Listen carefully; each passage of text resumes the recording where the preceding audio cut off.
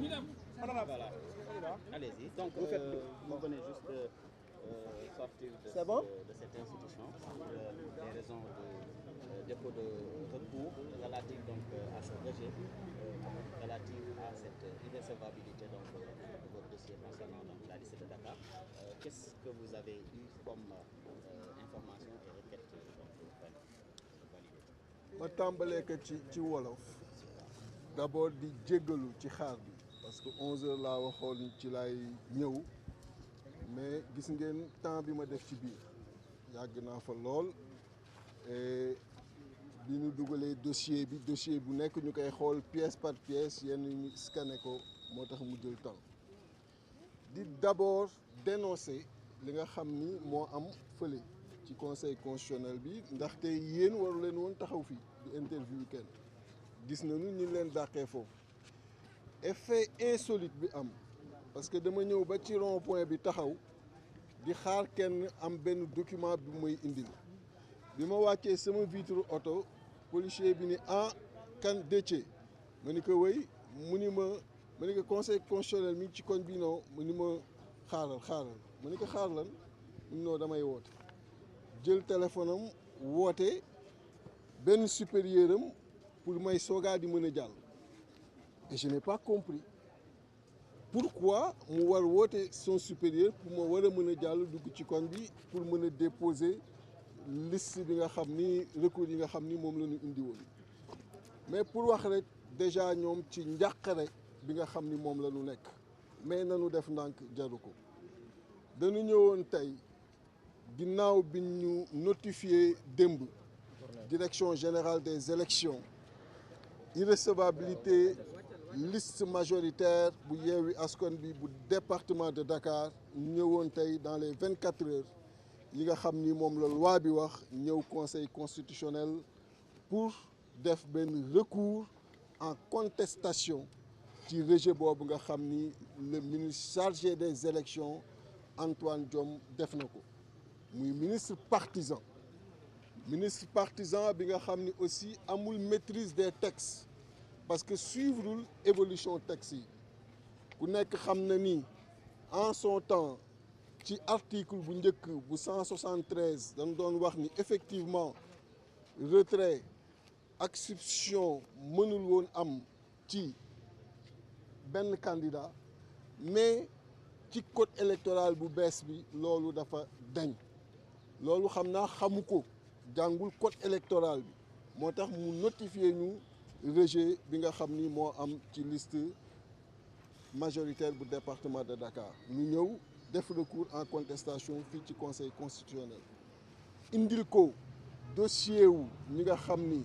déjà ñoom ñoo démissionné retiré wu ci liste bu Dakar mais également indil ko dossier wu ñi nga xam ni ñoom ñoo koy remplacer donc opération bu simple la bi nga xam ni tey code électoral bi def ci mué ci article bu njëkk ba 173 mi ngi ci woon mais tey interdire ñu ko donc warul ñun empêcher ñu def ko depuis àllarba boobu ñu demoon ci direction générale des élections déjà ñu refusé pour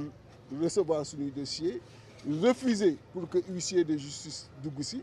altine bi mujj également la même chose def naa 1 heure de temps ci biir direction générale des élections di leen xamal ni xanaa li gën a jekk te normal mooy bu nit indee courrier nga mën a réceptionner courrier bi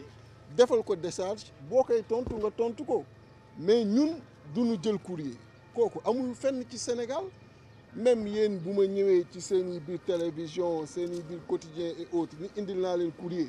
daa ngeen ko jël après ngeen tontu ma waxuma la ak administration état nekkal fi adduna bi yëpp nekkal fi sénégalais yëpp pourquoi nga war indi benn courrier ñun la doo ko jël waxuma la sax ci ay électeurs ak ay coalition mais chaque citoyen bu romb indi un courrier war nañ ko mën a jël tontu la donc pour wane rek déjà ni ñu commencé di salfaañe yoon ci biir réew mi bi ñu defee loolu ñu ñëw kon indi dossier yëpp fii ci conseil constitutionnel jàpp nag ni xanaa pour une fois daanu compétent pour une fois duñu déclarer incompétent sur une chose pour une fois daanu déclarer compétent ci li nga xam ni moom la ñu yoon may pour que ñu mën a def substitution yi war ci liste bu Dakar beneen recours bi ñu introduire mooy li nga xam ni dafa ni weng wër àdduna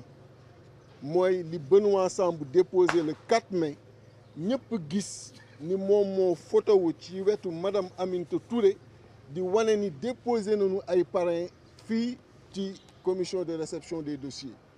au lieu de 55 327 ñu déposé 55 328 dégg naa madame Aminata Touré ni non loolu dépassement mineur la déjà kooku aveu la parce que dans ce qu'elle a dit il y a le mot dépassement la qualification de mineur ou majeur ça incombe ci ki koy wax mais dépassement am na donc elle l'avoue quand elle avoue que dépassement am na mooy génn na ci li loi bi wax parce que loi bi moo encadré ban intervalle la parrain yi war nekk yow boo ci génnee ça veut dire que def nga lu loi bi waxul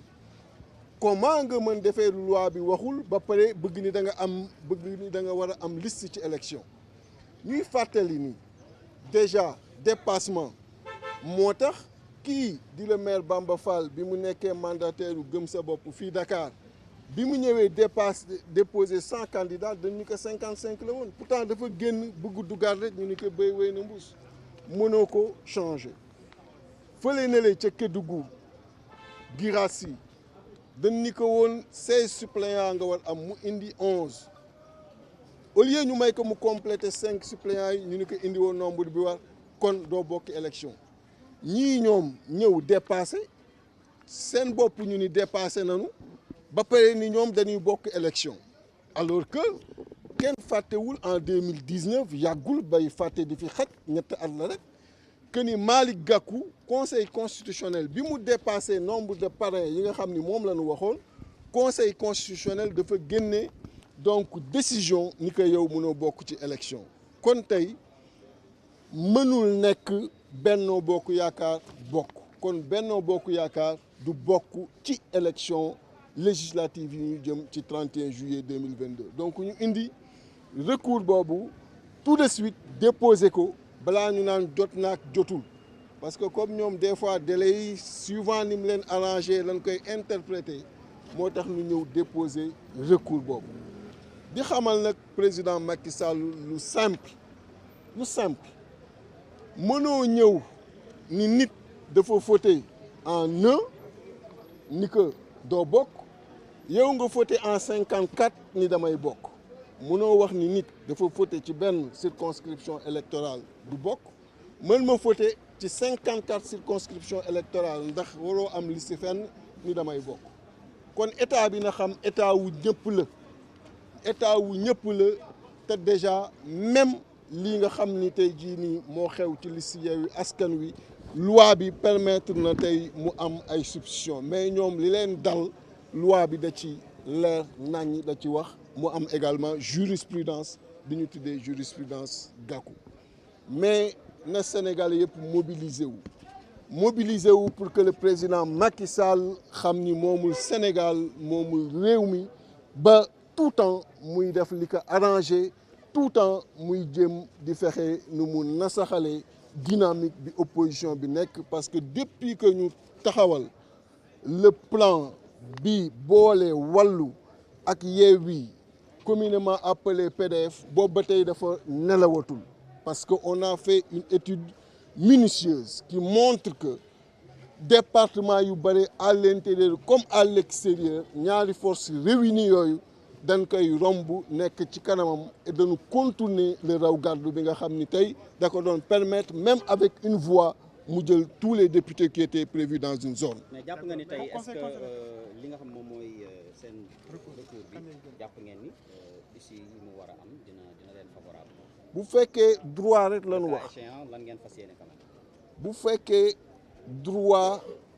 lañu wax droit képp. yoon bi boole Sénégal yëpp bu fekkee yoon boobu lañu tari suñu liste moom day jàll mais ñoom seen liste du jàll loolu mooy yoon bi nga xam ni moom lañu jàngale ngeen jàng ko loolu la wax bu fekkee dañu tari yoonu Macky Sall le droit de Macky Sall loolu dañuy indi fitna ci réew mi parce que droit wu Macky Sall mooy li mu bëgg ak li ko arrangé ci jamono loolu lay tari donc tey jii conseil constitutionnel war na normalement ci fan yi ñu jëm génne décision am te mënul génne leneen lu dul yéen moom da ngeen war a bokk ci biir Dakar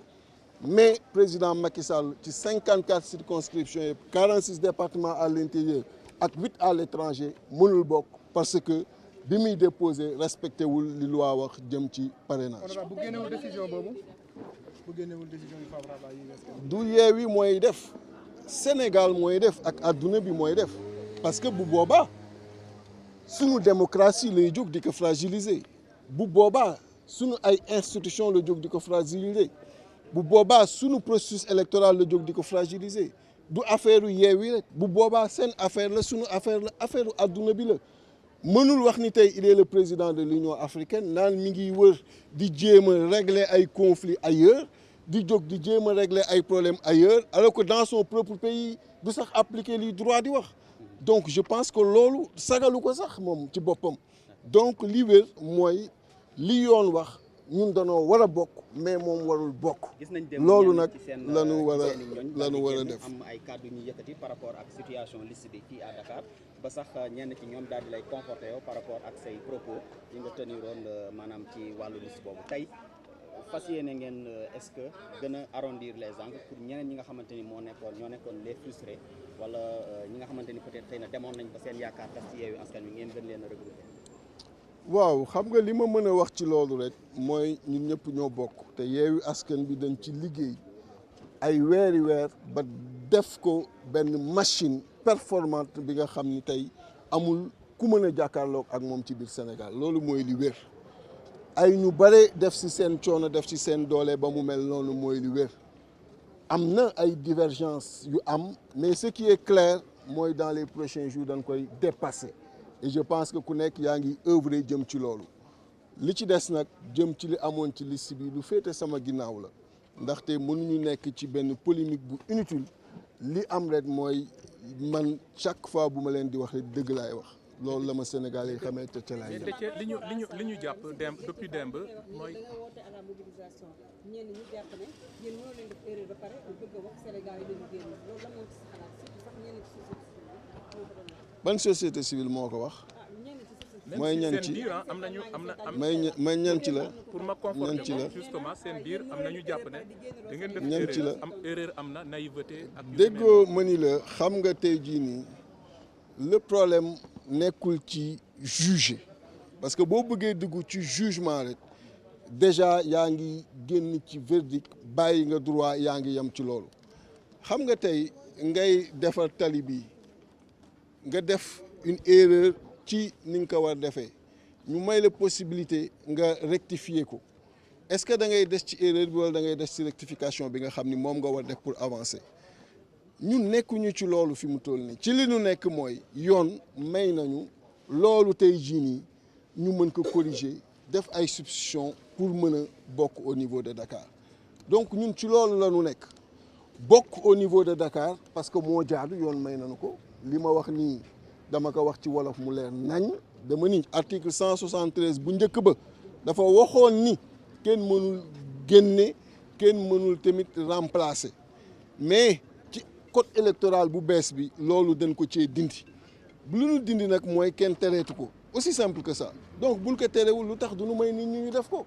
loolu ci la Yewwi Askan Wi nekk mais nag aussi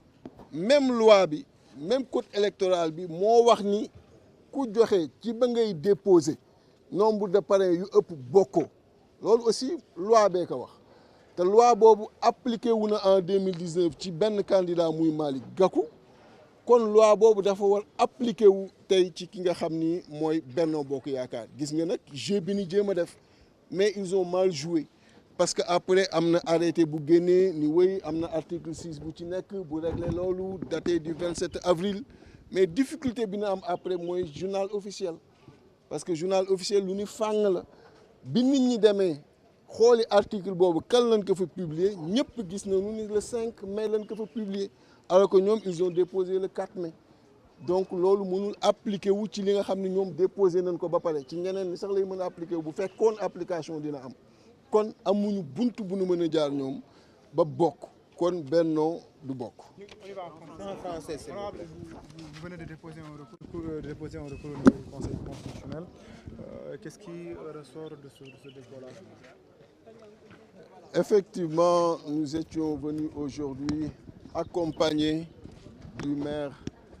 Palameng, Babacar Meng, maire de la commune de Hann Bel-Air, qui également a déposé un recours en sa qualité d'électeur, parce qu'il est possible pour tout Sénégalais électeur de déposer un recours en contestation de ce qui s'est passé avec l'excès de parrain noté lors du dépôt, cet excès de parrain de la coalition Benno Bokk Yakaar. Mais déjà, c'est une séance qui a pris plus de temps que prévu. Et nous vous présentons toutes nos excuses parce que nous savons que vous êtes là depuis 11 heures. Mais quand on était au rond-point Washington, un fait insolite s'est passé. Parce que quand j'ai voulu savoir est-ce que c'était la rue qui menait vers le Conseil constitutionnel, le policier qui m'a reconnu m'a aussitôt demandé de m'arrêter parce qu'il doit appeler son supérieur avant que je ne progresse. Ce que je n'ai pas compris. Et je lui ai clairement dit que c'est parce que j'attends quelqu'un que je suis encore là. Mais dès qu'il arrive, je partirai parce que je ne vous demande pas votre avis et je n'attends pas un ordre pour circuler dans n'importe quelle rue dans la ville de Dakar ou dans n'importe quelle rue dans le pays. Personne ne peut m'interdire de circuler parce que c'est mon droit et ce droit, je l'ai profondément en jouir. On était venu effectivement déposer 2 recours. Le premier, c'est un recours en contestation du rejet de la liste majoritaire de Yewwi Askan Wi dans le département de Dakar, après notification reçue hier de la Direction générale des élections par le ministre chargé des élections, Antoine Diome, qui est un ministre partisan, et vous le savez. Mais nous avons constaté avec cette notification qu'il n'a pas connaissance des nouvelles dispositions qui sont dans le code électoral. Parce qu'effectivement, avant, il était dit en son article L173 qu'il n'y avait ni possibilité de retrait, ni possibilité de substitution, mais une évolution a existé sur le nouveau